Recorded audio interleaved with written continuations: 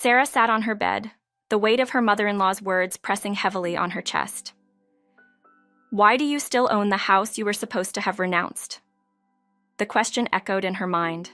She felt a mix of frustration and defiance. I withdrew the renunciation application, she replied, trying to keep her voice steady.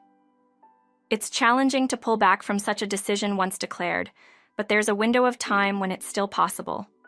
What I showed you was just an application still in progress. Her mother-in-law's skepticism was palpable over the phone. So the house really is yours now? If you inherited it before the divorce, doesn't that mean it's part of the division of property? The subtle threat in her tone was unmistakable. I pretended to renounce the house to gauge Tony and your reactions, Sarah admitted, choosing her words carefully. I hoped Tony would say he didn't want a divorce. If he did, I would have reconsidered everything and explained the truth later. Then we'd split the profits when the house is sold, right? Her mother-in-law pressed, determination lacing her words. But Sarah was prepared.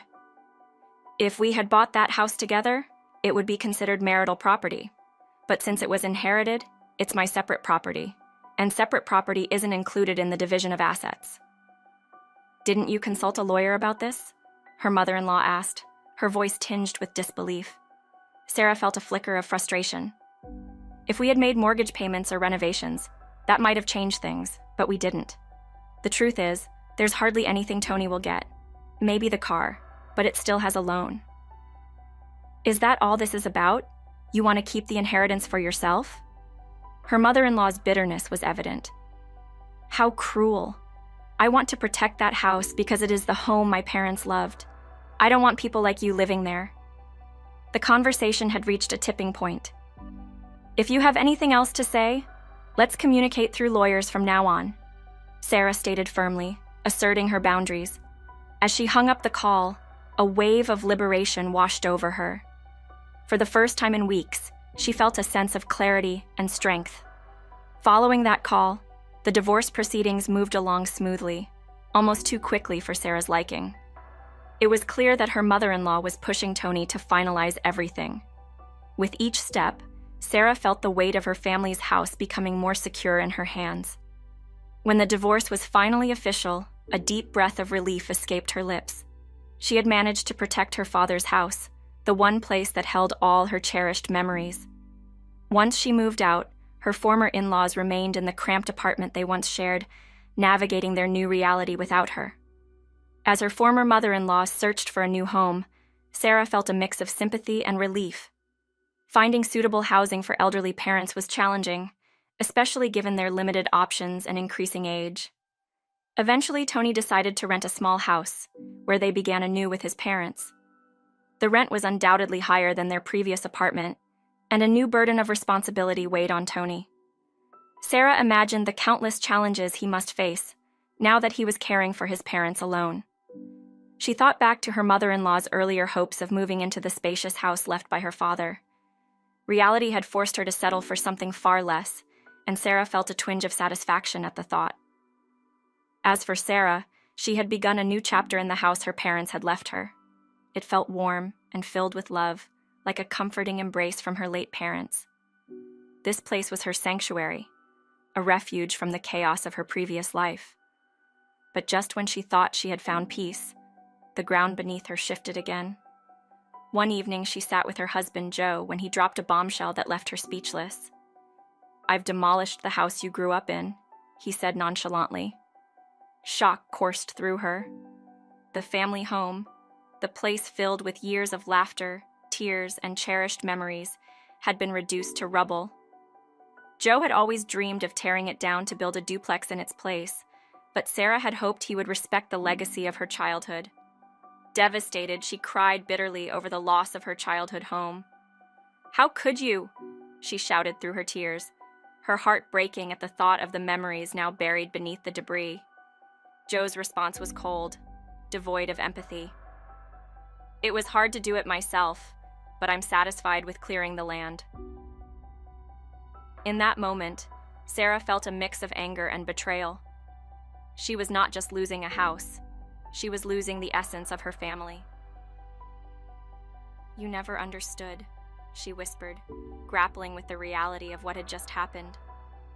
As the days passed, Sarah struggled to find her footing again. At 27, she had always imagined a different life, one filled with joy, family, and stability. Living with Joe, who was 3 years older, should have felt like a dream. They had no children yet, and while she found her job fulfilling and her workplace atmosphere positive, the strain of her relationship was becoming unbearable. Before their marriage, Sarah had lived with her father, supporting each other after her mother's death. They had built a life together, and now she was navigating this new terrain without him. After her father's sudden passing, she had clung to the family home, believing it would offer her some solace. But Joe's eagerness to make use of the land felt like a betrayal. "It's a waste to leave it as it is," he insisted, his tone dismissive. "You should make effective use of it." Sarah felt her heart race with frustration. This was not just land to her. It was a treasure trove of memories. Every time Joe spoke about the house, Sarah felt her anger boiling beneath the surface. He treated her family home as if it belonged to him, disregarding the significance it held in her life. The conflict deepened when Joe's parents chimed in, urging him to take action. They had always shared his vision, and now it felt like an army against her alone.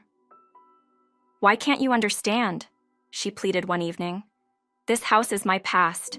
It's where my family lived and loved." But Joe merely shrugged, his indifference cutting deeper than any knife. Days turned into weeks as the tension mounted. Sarah's visits to the family home became bittersweet. She would clean the space, reminisce, and cry quietly in front of her parents' photographs, struggling to come to terms with her loss. Yet, each time she returned home to Joe, the weight of their conflicting visions pushed her further into despair. As her frustration grew, she knew a decision had to be made. She couldn't continue to live in a place that felt more like a battlefield than a home. Sarah began to think about what her father had once told her.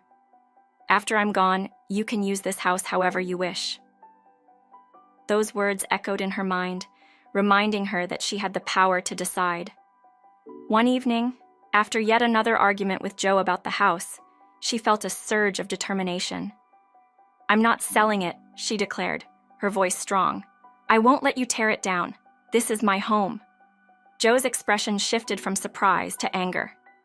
"You can't be serious. You're holding on to something that doesn't even matter anymore." But Sarah was resolute. "It matters to me. It's a piece of my family, my history. I refuse to let it go." With that, a silent war began between them. Each day brought new challenges, as Joe continued to push for renovations and changes, while Sarah fought to maintain the integrity of her family home. Their once happy marriage began to feel like a series of skirmishes, with no end in sight. Despite the growing distance between them, Sarah sought solace in her work and the memories of her parents. She started to envision how she could transform the house into a space that honored her family's legacy, while allowing her to create new memories. Perhaps a garden, filled with flowers her mother loved, could bring life back to the property. Slowly, Sarah began to plan. She researched how to restore the home, preserving its history while also modernizing it. She found herself excited about the future, imagining family gatherings and laughter filling the rooms once again. The idea of a warm, welcoming home became her guiding light. But as she began to share her ideas with Joe, she felt the tension return. "You're wasting time on a house that should be developed," he argued, crossing his arms. "We could make a fortune." "It's not about the money," Sarah shot back, frustration bubbling to the surface. "It's about my family, my memories. I won't let them be erased." The conflict reached a boiling point one fateful night when Joe came home with plans for a contractor.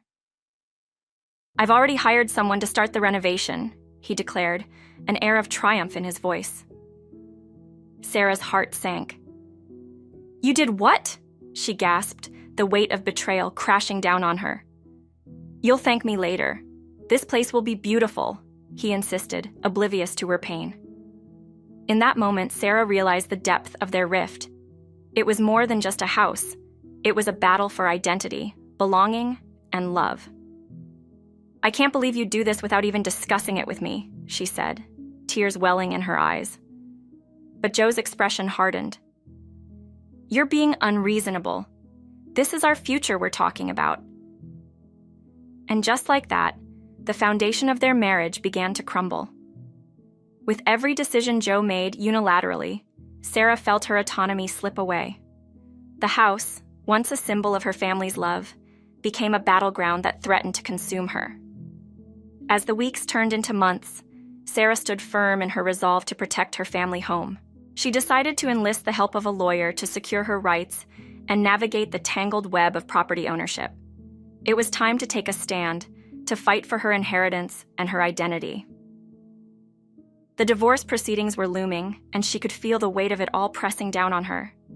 Yet, amid the chaos, she began to find strength within herself.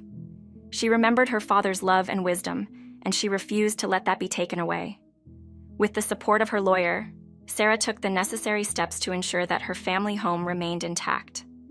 She worked tirelessly to document her feelings, her memories, and the significance of the house. This wasn't just about bricks and mortar. It was about her heritage, her family legacy. Through it all, Sarah discovered a newfound sense of empowerment.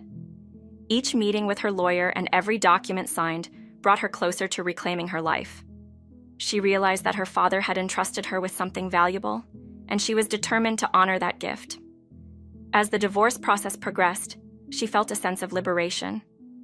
No longer would she be at the mercy of her mother-in-law's manipulations or her husband's disregard for her family's history. She was reclaiming her narrative one step at a time. Finally, after what felt like an eternity, the day of the divorce arrived. Sarah walked into the courthouse, her heart racing but filled with determination.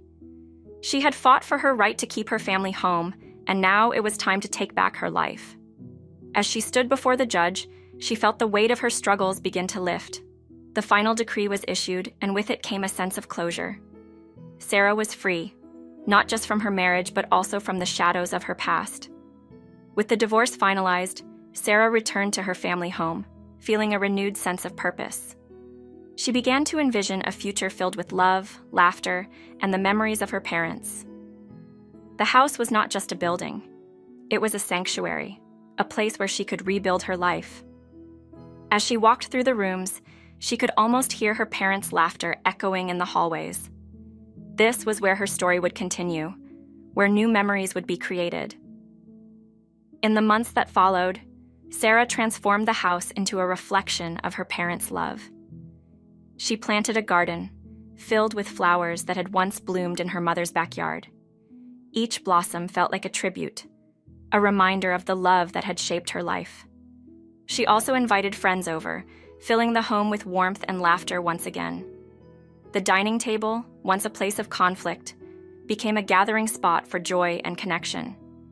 Sarah discovered that while her past had shaped her, it would not define her future. Through it all, she learned that true strength comes from within. She had faced loss, betrayal, and heartache, but she had also found resilience, courage, and the power of love. The family home was not just a structure, it was a testament to her journey, a reminder that she could overcome anything life threw her way. As she stood in her garden, surrounded by the beauty of new life, Sarah smiled. She was finally at peace, ready to embrace whatever came next. The house that once felt like a battleground had become a sanctuary, a place where love would continue to thrive.